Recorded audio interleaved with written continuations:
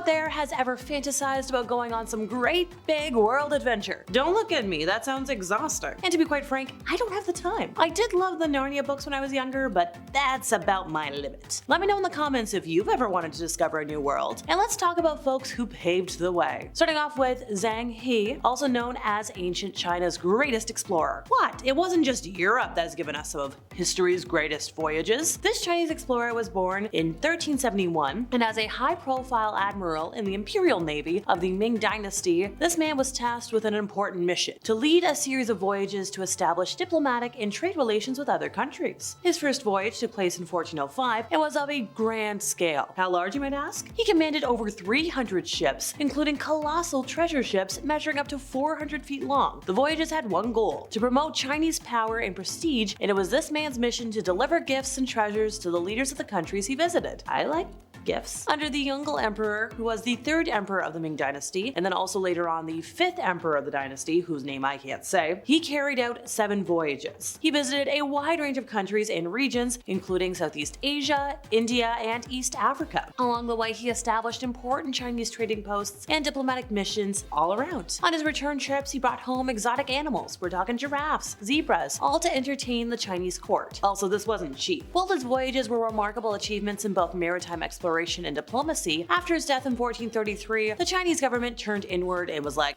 that's it. That's the end of China's age of exploration. Guess it was good while it lasted. Christopher Columbus was the first European to set foot on North American soil. Right? Wrong. Where's my buzzer?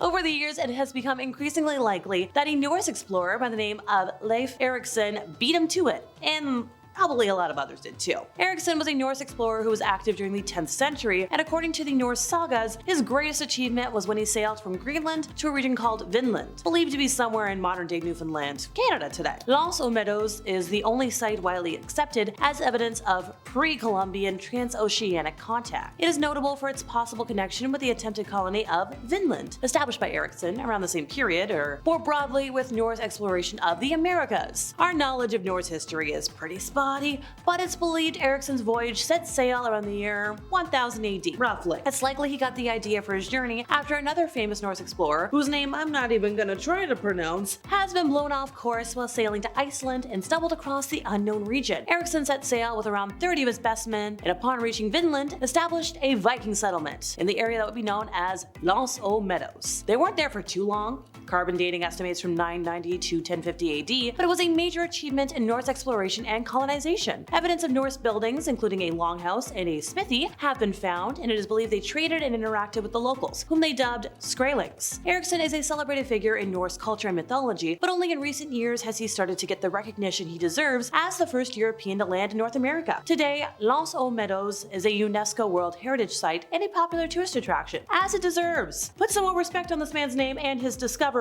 Okay, it might seem a little unkind to follow up on him with Columbus, but at the end of the day, Columbus's voyage was still a very important one if we're talking about history moments. Born in Italy in 1451, Columbus is perhaps the most famous explorer of all time. Look, he's famed for his attempt at finding a new route to the lucrative spice trade in Asia. Going against what was accepted knowledge at the time, he believed that by sailing west across the Atlantic, he could reach Asia a lot faster than by sailing around the southern tip of Africa like everybody else. Now, to do this, he had to get sponsors, and that was no easy task. A lot of folks thought that the Earth was flat, and they're like, dude, your ship's gonna go right off the edge of the Earth and that's the end of you. There were some folks that were coming around to the idea of the Earth being a globe, but they're like, you're gonna get lost, dude. But at the end of the day, and by that I mean in 1492, Columbus set sail from the port of Palos in Spain and headed west. He took 3 ships with him: the Nina, the Pinta, and the Santa Maria. After a few weeks at sea, Columbus and his crew spotted land, which they believed to be Asia. Not so much. They found an island in the Bahamas, which Columbus named San Salvador. Over the next couple of months, he and his men explored the coasts of Cuba and other places, establishing the settlement La Navidad. Over the years, Columbus made a total of 4 voyages to the New World. Once hailed as a hero,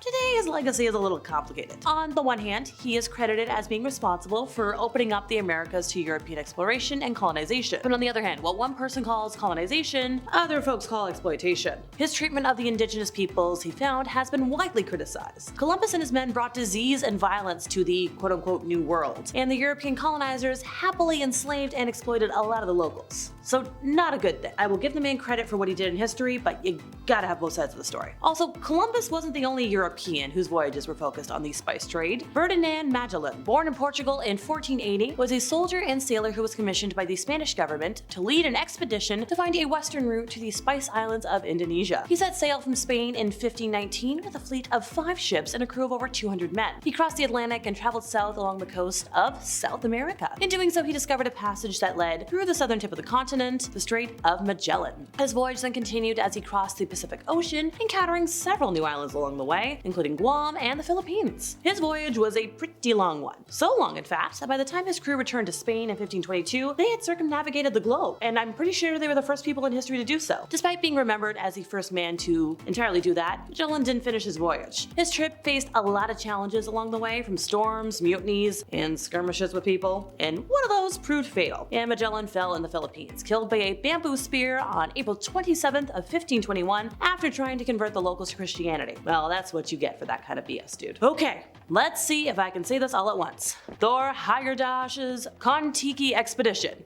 Yay, where's my gold star? I'm not a good magician. Trust me. If anyone can claim to be a real-life Indiana Jones, it's this Norwegian scholar. Not only did he fight Yahtzees, he also led one of the craziest odysseys of modern times. When others laughed at the thought that ancient mariners could cross the mighty Pacific, this scholar put his money where his mast was. So it was Thor, 5 other men, and a parrot named Loretta who set out from Peru aboard a balsa wood raft. I just love that it was 6 men and a parrot. Almost sounds like a sitcom. Using the winds and currents, they chased the sunset over 4,340 miles of ocean. Though his hypotheses that South America's colonized Polynesia was wrong, subsequent research proved that pre-Columbian Polynesians had made the same journey, only in reverse. Thor's legacy stands as a monument to courage and curiosity. Okay, here's a name I know everybody knows, and that's Captain Cook. Of all this captain's claims to fame, his first journey is probably his most influential. Full of danger and deception, it almost reads like an adventure novel. The story starts with Cook racing from England to Tahiti to observe the 1769 transit of Venus. After that, secret orders instructed him to search the South Pacific for a hypothetical continent thought to balance out the landmass in the northern hemisphere. While they never found it, they did become only the second group of Europeans to ever explore New Zealand and Australia. The sailors almost sank on the Great Barrier Reef,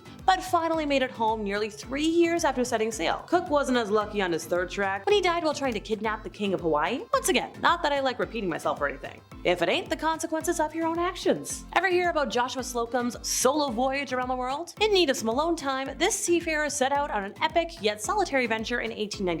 I can think of better ways to get some alone time, but do as you will, buddy. Over the next couple of years, he single-handedly traversed 46,000 miles of the briny depths to become the first human to solo sail around the planet. Starting in Boston, he crossed the Atlantic after a quick little jaunt up here to Canada. Dissuaded from a sunny Mediterranean cruise due to some really bad stuff, he reversed course. He visited Brazil before passing through the Straits of Magellan, where a few shoeless pirates boarded his sloop, finding the deck covered in nails and the captain armed to the teeth. They noped out of there pretty quickly. From there, it was mostly smooth sailing across the Pacific, around Africa, and finally, back home. Then you've got Sir Francis Drake, who survived circumnavigating the globe. Now, this Sea Dogs expedition wasn't the first to do so, but at least he actually made it home in one piece. Not that all his men were so lucky. In fact, so many sailors died on the journey's first leg that 2 ships had to be scuttled. And by that, I mean they had to be destroyed and sunk, which is a waste of resources, but that's my biased modern point of view speaking. After executing a mutineer, the little armada pushed through the treacherous Straits of Magellan. While only one vessel made it to the Pacific, Drake's daring never cracked. He plundered his way up the New World west coast, amassing a vast fortune worth hundreds of millions in today's money. After a quick little rest in California, Drake pushed on across the Pacific, around Africa, and finally back home, where Queen Elizabeth promptly had him knighted.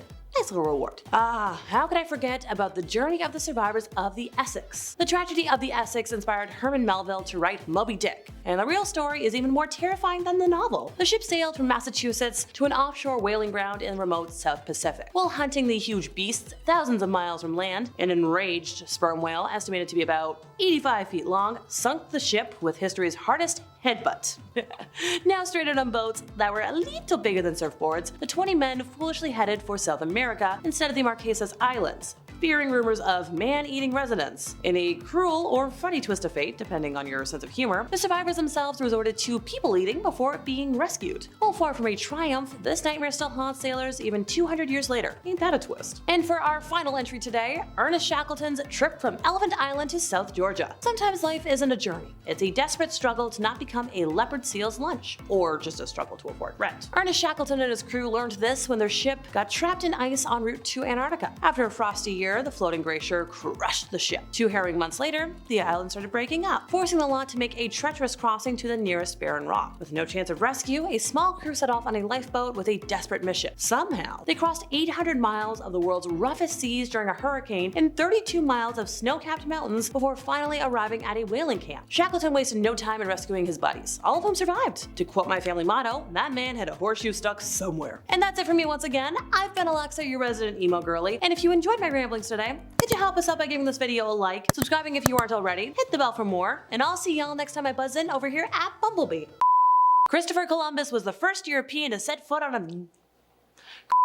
The tragedy of the Essex inspired Herman Boone.